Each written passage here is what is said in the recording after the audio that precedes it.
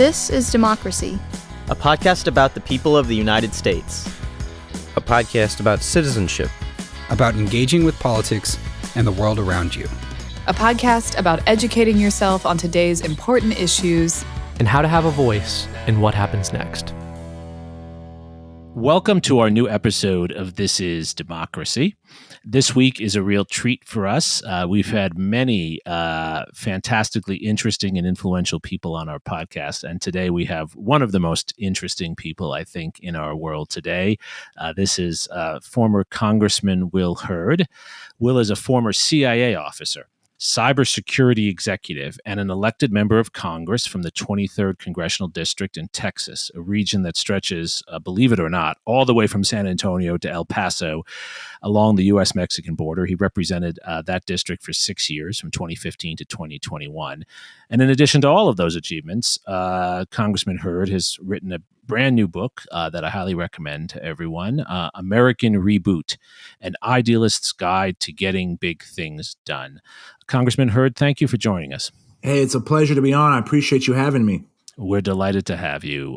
Before we turn to our discussion with Congressman Hurd about his book and his insights into our democracy today, we have, of course, as always, our scene-setting poem for Mr. Zachary Suri. What's the title of your poem today, Zachary? Aren't we hollow enough? Let's hear it. You sat there on a heap of dust. To you, it was a pile of your greatest treasures, the words you had found, hollow enough to be tall and imposing. You sat there, facing north by northwest, chased down by a crop duster in Iowa. I held your hand because, at the very least, it matters how we choose to treat our enemies. You sat there on a heap of your own dust. It wants to blow away. It is blowing away, because even the highest words are light and blow away. You sat there waiting for an answer. I think you expected it to come from me, but I just held you in my arms like an infant. You were discovering your own hands and eyes and ears. You sat there on that heap of dust. For you, it was a mark of all the things you held against me, all the knives you held carelessly to my throat, and yet you sat, at last, above it, on top of it all. You asked me to tell you what you had missed, what you had lost, whom you had left behind. And I asked you, haven't you forgotten to be human? I love that poem, Zachary. What is your poem about? My poem is about the dehumanization of politics in our country, the ways in which technology and new forms of entertainment and news are separating us from what we perceive as our political enemies, people who on the surface seem to disagree with us and be opposed to us on everything, but really have so much more in common with us. Amen to that, brother. I agree with that. That was awesome. Appreciate that. Thank you. Congressman Hurd, I think that's a perfect segue into your book. Why did you write this book? And tell us about the idealism that shines through in your analysis in this book. Well, I appreciate that. And please call me Will. It was, my dad always taught me to have a PMA, a positive mental attitude. And what was great, my parents met in California, moved to South Texas, to San Antonio in 1970, moved in 1971. They had gotten married in 1970. And even at that time in South Texas, my parents couldn't buy any house they wanted to because they didn't want to sell to a interracial couple. My dad's black, my mom's white. My dad couldn't, stay at every hotel in some of the places that he crisscrossed, some of those places in the district that I ultimately represented. And it's fascinating that, a couple of decades later, that area is represented by their son, right? And so look, we've had historically a lot of problems in America, but it's also provided an opportunity for so many people to to have an impact not just on our communities but the world. And I've benefited from that. I've enjoyed and been excited to serve my country. I've seen the role America plays in the rest of the world. And like in Zachary's poem, the reality is what I saw when I crisscrossed these 29, my district was 29 counties, 2 time zones. My gosh. 125 miles of the border. Took 10 and a half hours to drive across it, right, at 80 miles an hour, which was literally the speed limit in most of the district. And the thing that I learned, whether I was in the colonias outside of El Paso or in the Dominion of San Antonio, which is one of the more wealthier areas of town, people talked about the same things, right? And I learned that actually way more unites us than divides us. And for me, we've gotten away from that. We've gotten away from our values. And I thought I could, I wanted to write a book about some of these major challenges that we're having to deal with. I call them generational defining challenges. And, help the reader learn, why did I come to some of the conclusions? And I do that by telling stories, right? That led to me coming to my conclusions. And so that was the point. And for me, this is a part memoir, part guide. And, it's called an Idealist Guide to Getting Big Things Done because we're at a moment in time, a political moment, a international moment, a cultural moment where it's impossible to get big things done. And it doesn't have to be that way. And so I was fortunate to be able to put this out there. What would you say to those who would say that it really is impossible to get big things done in our political world today? What are some big things that you think idealists and people like yourself have been able to accomplish? Sure. Look, that's a great question, Zachary. And when you look at some of the major, let's start with the legislation. When we think of the major piece of legislation that's ever been passed, it's always been in a divided government, meaning there was one party in control of the legislative branch or part of the legislative branch and a different party in Congress. So that's everything from the Civil Rights Act to the Clean Water Act to the Every Student Succeeds Act to the First Step Act. You go through all these, and that's been the case. There's this notion that the only way to get things done is if one party controls everything. And that's actually not a way to be successful, and our history doesn't show that. And so for me, the big things that we need to get done is we need to be prepared to address technology that's moving at a pace that is unprecedented. We have to deal with a interconnected world. Yes, my man George Washington said, watch out for entangling alliances, right? But the world's changed a lot since George Washington was at the helm, and we're seeing that now play out in places like Ukraine, and it shows that when we work together, we can actually protect ourselves against evil people like Vladimir Putin. And so though, look, when I look at things that we were able to be successful of, like my last piece of legislation I got signed into law was a national strategy to deal with artificial intelligence. Artificial intelligence is a complicated issue. It had, in government speak, multi-jurisdictional issues. So like 7 committees had to look at that. That meant 7 committee chairs that had an opinion. And the fact that we were able to get something like that done. The Every Student Succeeds Act, was delivered under President Obama by a Republican House, right? Nobody would have expected that. And so for me, I think there are some examples. Nobody ever clicks on an article that says Congress worked, right? and so there's more examples than folks would probably realize. I think that's really instructive. And I do think that during the Cold War, a period you know well from your training and your activities that you described to some extent in the book with the Central Intelligence Agency, during the Cold War, we had a lot of bipartisanship on many foreign policy issues as well as domestic policy issues, investments in financial aid for students that certainly helped put me through college, probably helped put you through college, Will, as well. So we can do this. What stands in the way right now? Why do our politics seem so unidealistic, so ugly, quite frankly? It's driven. It's a structural issue, and the structural issue it goes down to our primary system. Right now, look, I am fine with having two parties. I think a competition of ideas matters, and for me, I wrote the book. Yeah, I'm a Republican, but I didn't write the book for just Republicans. I wrote it for Democrats. I wrote it for independents. I wrote it for people that don't vote because these things matter.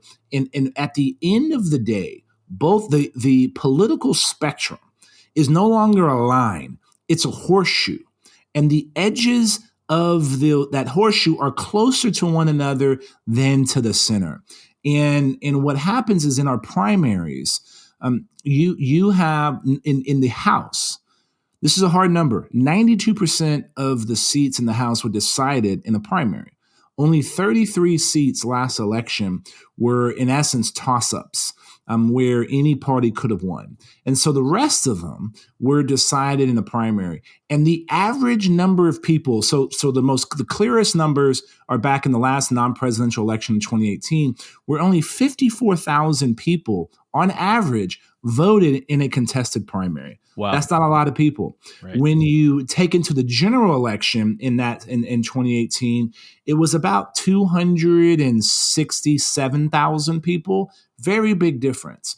And so when the only election that matters is the primary, you only talk to the people that are most likely to vote, and those are the most partisan people in a district. And sometimes it comes out to only 2% of that population are the people that decide an election. So guess what?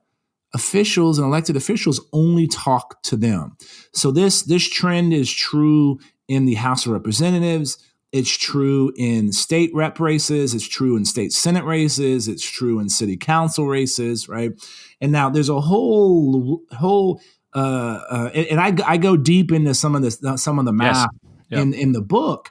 And for me, now the way you fix it, if I had a magic wand, the way you fix it is that you don't have any district more than +6 in either direction, meaning you don't have a district that's more than 56% Republican or 56% Democrat. +6 means that, in my opinion, it's a jump ball and anybody can win in that seat. And so that would force, you have to appeal to a broader group of people rather than the most partisan folks, right? So that would be if I had a magic wand. Now, I don't have a magic wand, and trying to get all 50 states to do that, anytime soon is going to be difficult. So what's the other option? The other option is get more people to vote in primaries. Mm-hmm. Is the simple fact. And so that's something that voting is not the pinnacle of civic engagement. It's the floor, and more people need to be doing that in primaries. So this gets at two really important issues that you discuss and that I encourage people to read in your book, the issues surrounding gerrymandering and voting rights. So just to be clear then, you're advocating for limits on gerrymandering and you're advocating for more voting rights, not fewer voting rights, correct? For sure. The more people to vote, the better, right? Like, why can someone not register online to vote? If we're able to pay your property taxes or register your car, there's so many things you can do now online. You should be able to do that. Heck, I would even be supportive of voting online. And if Estonia can do it, right. When Estonia is worried about, not only are they worried about the physical threat of the Russians trying to invade them, they're also constantly being bombarded by the Russians. That's their neighbors. And the Russians basically in 2004 brought the entire country to its knees for a number of days. And so if they can do that under that level of threat, the most sophisticated country in the world should be able to do that. And so so increase, make it easier. The more people voting, the better off we're going to be. And look, at some point, right? The phrase gerrymandering, like we have to agree on what principle should be designed it should be the overarching principle design these districts, right? And right now, the logic is it's neighborhoods or a geographic square, some kind of, a geometric object that we can identify.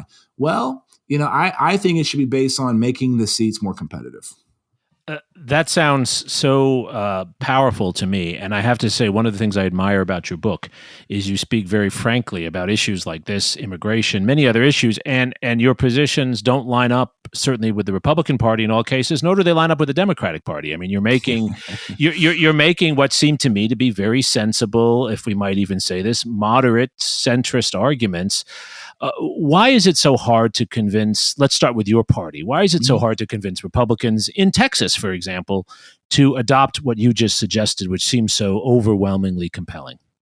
So I would say when it comes to redistricting and voting rights and those issues, it's more about incumbent protection.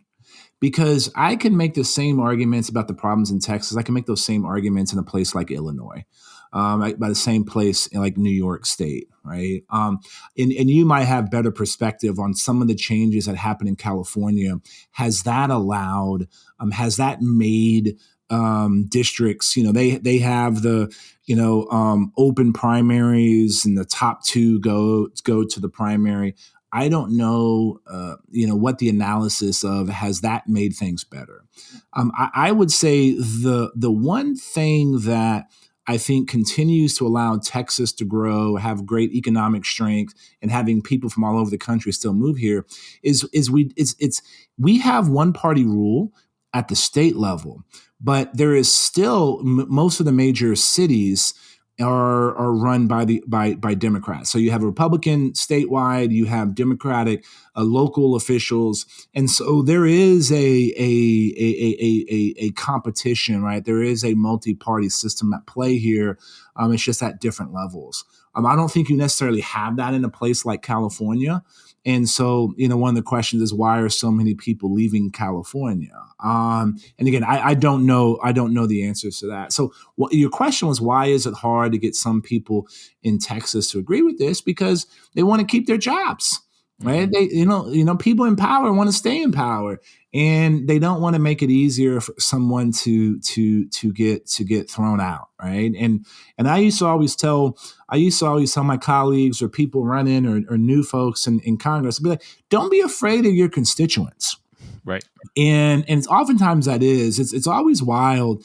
I set records for the number of town halls that were held. It was funny. One year, Democrats were hounding Republicans for not doing town halls, and there was this a Democratic political group that was keeping track, and they always got so pissed because I was at the top of their list of the most town halls by like a mile, right? And so don't be afraid of your constituents. And I was lucky that I'm glad I represented the 50-50 district, because no matter what I did, half the district was upset with me, but that caused me to explain to people what I'm doing and why I'm doing it. And so I think it's really comes down to something that basic. At the end of the day, a lot of these folks are lazy, and they don't want to put the level of work and effort in that's required to have that connection with the district. Congressman, if I may, I'd like to respectfully challenge you a little bit on this issue, just because as someone who will be voting in 2022, I find it a little hard to understand how our state can just be one of many protecting incumbents when, for example, my sister, who goes to college in the state of Wisconsin, has to register months in advance to vote by mail, never got her ballot for the primary, and if she lived in Wisconsin, she could register day of, and I'm not allowed to vote in the primary for the election that I'm going to be voting in November. So I'm just wondering how those reflect those same trends you've talked about, when, to me, the fact that I live currently in a district that stretches all the way from Austin to Houston and is represented by a Republican despite my community being almost entirely Democrat, I find that hard to stomach, if if that's okay. Sure. No, look, it's okay. I appreciate the sentiment, right? But you don't live in an area that has 700,000 people that are just like you, right? Like at the end of the day, you have to, the way our system is designed is to have 435 people representing the entire country. And so the first organizing principle is based on divide the population. That's why we have a census every 10 years and divide that by 435. And that's how many people somebody represents.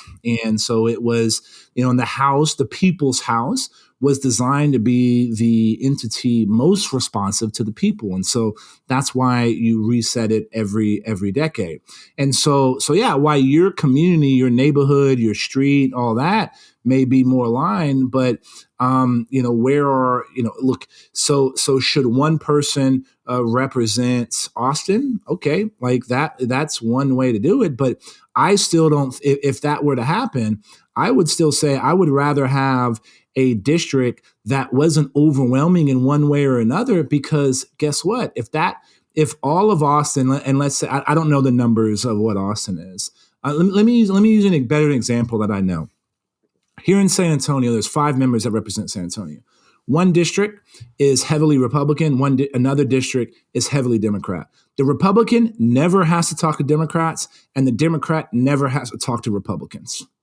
So guess what? You think those folks are working towards trying to solve real problems for everybody, even when they may not agree with each other 100% of the time? Absolutely not. But when you had the 2 other districts that were more competitive, we were the ones that were constantly trying to work together to solve real problems. So for me, that's the overriding principle. And look, if you don't like the person that's representing you, right? That's where if only 60,000 people are going to likely vote in that primary, there's a lot you can do to try to overthrow that person. And I certainly think you're right, Will, that competitive districts like the one you represented do tend to produce representatives like yourself who have to work across party lines, because you're always concerned about appealing to people on the other side. You have to when they go out to vote. On that issue, I wanted to move us to another topic that you speak very thoughtfully and compellingly about in the book. That's the protection of our democracy, and you I think very courageously separate yourself from some of the Trump movement. And you talk very, I think, forthrightly about the horrible events of January 6th, 2021, the insurrection at the Capitol, and President Trump's role, at least in encouraging some of that behavior. What do you think we should do now as a democracy to respond? Many of our listeners are concerned about the future security of our democracy at home, not just abroad with regard to Vladimir Putin, but also at home. What do you think we should be doing as a society that we're not doing right now? Well, it starts with, look, so I've been clear about my opinions on what happened at January 6th. And what is shocking to me is I think about all the 22, 23-year-old kids that were on their 3rd or 4th day at work, and they were hiding in the closet or under their desk, worried that someone's going to drag them and beat them to a bloody pulp. Some were my students. Yeah, look, I get it. I had some staffers that are still having to deal with that. Right now, the problem with all of this is that you cannot legitimize the use of political violence, right? And what undergirded all of this, and what undergirded ultimately was a number of elected officials lying to the electorate over time to foment fear, right? In order to gain clicks, to get more views of their news segments, all of that. Right? And you include former President Trump in that category. Oh, of course, yeah. Look, he incited the crowd, and there was lies, for a number of years, right? But the other problem is there has been a lack of trust in all of our institutions to be and when I say institutions, I'm talking not just federal government, it's state government, it's local government, it's academia, it's the media, it's the scientific community. One of the few industries that still have any kind of trust from the electorate is some businesses, and part of it is because they have to deliver a good or service, and if not, people walk away, right? And so for me, it's this erosion of trust in these institutions, and it starts with people in all these institutions lacking ideological consistency. And so when the media is being perceived as biased in either direction, right? When they talk about one thing versus the other. One of the things I always I'm critical of my own party because it's my party, right? Like I'm gonna be critical with the people that I know the best, right? And so this is one of those things that this lack of trust at institutions up and down. And the only way you repair trust, right, is to improve people's faith in what you're doing. And you improve people's faith by showing up and by being consistent when a situation benefits you or potentially won't benefit you. And and the only way you can repair that is over time. But we've also have forgotten about some of these underlying issues that make democracy work. Everybody assumes, of course, democracy is going to stay around, right? Democracy is a fait accompli. Why is it called an American experiment? And you know this probably better than most and probably teach this. We were called an experiment because when we were started, there was no other democracy around. There had been examples in history, but at the time it wasn't. Like in the research for this book, I found out that the next democracy wasn't until 60 years later, and it was Switzerland. And there's only 14 democracies that are over 100 years old.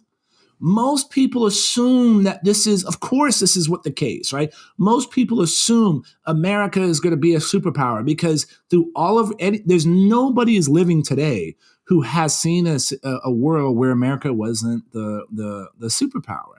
And that is, we got to articulate why these things matter.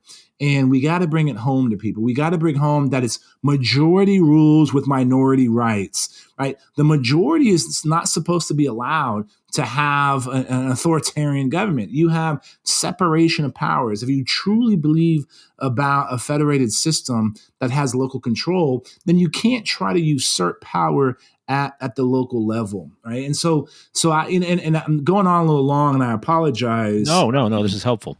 But to me, I remember having I tell some CIA stories in the book, and I go into a story of how I ended up in the CIA, and it started because I added international studies as a minor. And the first class I took in international studies, the first lesson was on the rule of law, and I'm like 18-year-old me is like, the rule of law. Of course there's rule of law. This is a dumb class. Like, this is what I'm learning. I was an engineering major, and I'm like, this is what liberal arts majors are talking about, rule of law. Of course there's rule of law. Like, I thought, to me, it was seemed so basic until I lived in a place that didn't have rule of law. And I realized how important rule of law was, right? And so we have to articulate why these things matter, and we got to do a better job for those of us that care and know about this stuff. Well, and it seems to me, and I found this very compelling in your book, Will, it seems to me that we also have to be willing to talk truth to power sometimes. We have to act with integrity. We have to be honest, right? People don't trust many of the organizations you identified because they don't think the people running them are honest. They think the people running them are only out for themselves, and self-interest has always been there. But it does strike me that in line with rule of law, there's been a sense for a long time that serving, especially in the public, is a job of public trust.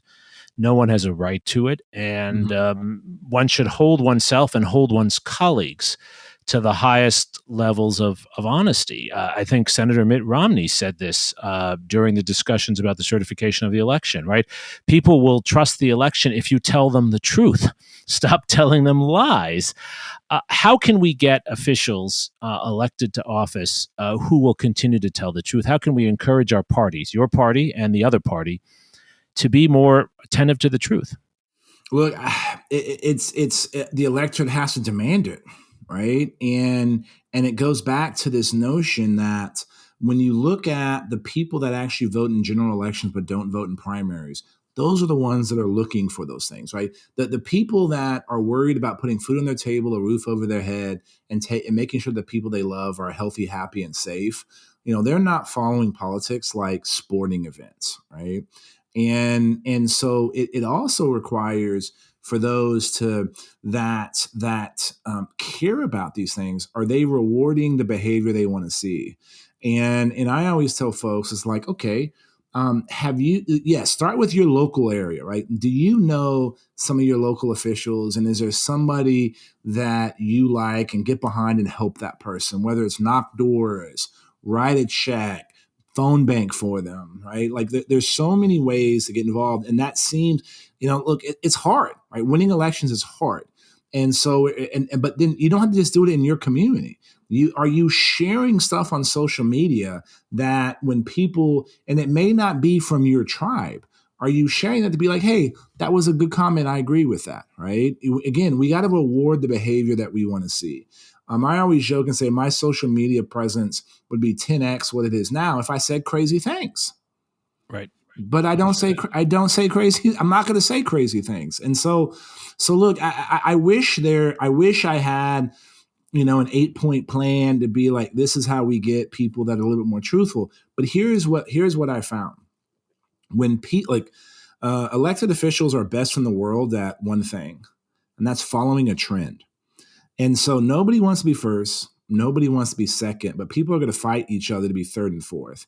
And so if some people win this way, right, by being honest and get rewarded, then you're going to start seeing other people being that same way. And it starts with people holding their own folks accountable, right? And it's easy to cast stones at the other side, but are you willing to hold the people that you like and that wear your same jersey? Are you willing to hold them accountable? And I think that's where a lot of this stuff starts. I think that's very well said. And again, you make this point in the book, which I hope everyone will read. It's our job as citizens to hold people accountable to the principles and ideals we believe in, even if they're doing things that benefit us. If they're not living to those principles and ideals, they shouldn't be representing us. I think that's your message, Will, right? It 100% is. And what's fascinating, I remember early on when I first ran in 2009, the election that I lost in a runoff by a very small amount. My best friend was we called him the deputy campaign manager because he was in essence the campaign manager, but I couldn't be a first-time candidate. Nobody thought I had a chance with a campaign manager that had zero experience in politics. So we called him the deputy campaign manager to act like, okay, there's probably a campaign manager who's a professional, right? And we were debating something. I forget what it is now. And I was like, what should I say? And he yelled at me. And he goes, Will, what do you believe? Start with that. Start with what you believe, and then you can work from there. And so for me, I've always tried to be clear on what is the value that I believe in and how does that affect my actions. And look, I was fortunate to have to and think through so many random things. This is a silly story, but like one of the debates in my office was there was a bill about whether to make it illegal to eat cats or dogs. And I'm like, it's definitely weird to eat cats and dogs, but should it be illegal, right? And what principle are you basing that off on? Now, what we found out was it was already illegal to eat cats and dogs, and that this was somebody just stamping their foot to be like, hey, this is, pandering to people in their district. But it always goes back to what is the value? And then are you able to articulate your decision, your behavior off of that? And are you willing to do those things? And when it's hard, right? When I'm at high schools and middle schools, I talk to kids about being a person of character. Yes. And I say being a person of character it takes practice, just like being a musician or playing a sport or being a scientist or an engineer. And the more practice you get, the better you get at it. And the older you get, the consequences of being a person of character are greater, right? Like there are times when you do the right thing and there's negative consequences. But the more you learn how to do the right thing, the easier it becomes also. And so, I've been in situations. I was lucky early in my adult life to have to make tough decisions that ended up, that were truly life or death. And so to me, that was an experience that made me realize, do the right thing, even if it's not popular, because you can always hold your head up. And I can be proud when I go home or in my community and say, hey, I did what I thought was right. Yep. Yeah. I think that's such an eloquent statement of a central point for our podcast week after week, which is that democracy does depend upon the content of our character as a people, and that our leaders should be, in Abraham Lincoln's words, bringing out the better angels in our nature, not encouraging the worse behaviors. Zachary, I know you care deeply about these issues that Will has talked about on the podcast now and that are in his book. Mm-hmm. How do you see idealism for your generation coming out? I think that's a good place for us to close. How does this speak to you? Because I think Will's audience is really young people. It's not people that are his age and my age. We're about the same age. It's actually younger people that he's writing for. So I think my generation sort of is definitely dissatisfied with the status quo of our politics. And I don't necessarily think it's because of the extreme nature of our politics. I think it's because we can't seem to get anything done.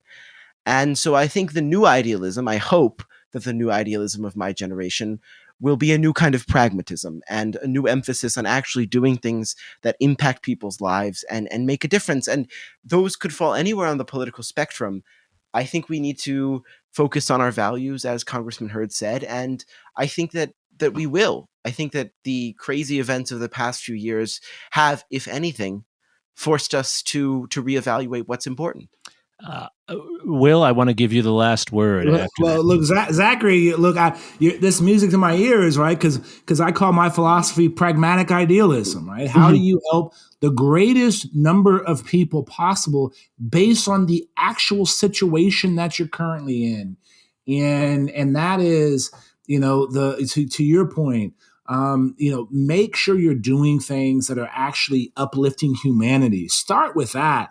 And it doesn't matter what letter you have after your name. If you do that, I think we're going to be better off. And I think that your generation, the generation younger than you, are going to ultimately be demanding that and expecting that from their elected officials. So things are going to get worse before they get better, but I still believe that our best days are still ahead of us.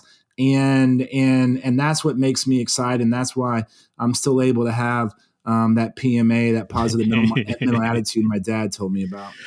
Will, that's really a perfect place to close this really enlightening discussion and our discussion of your book, American Reboot, which I hope everyone will read. You brought together both Ronald Reagan and Franklin Roosevelt there. It's morning in America for you, Ronald Reagan, and there's another chapter in our democracy to be written. That's Franklin Roosevelt. And both of these are embodied in your book, in your career. Thank you so much for joining us for this discussion, Will. I appreciate you. And Zachary, thank you for your poem as always. Thank you most of all to our loyal listeners for joining us for this episode of This Is Democracy.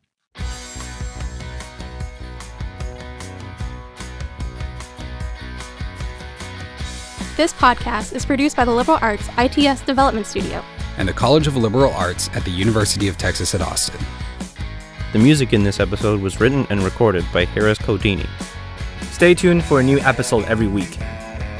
You can find This is Democracy on Apple Podcasts, Spotify, and Stitcher. See you next time.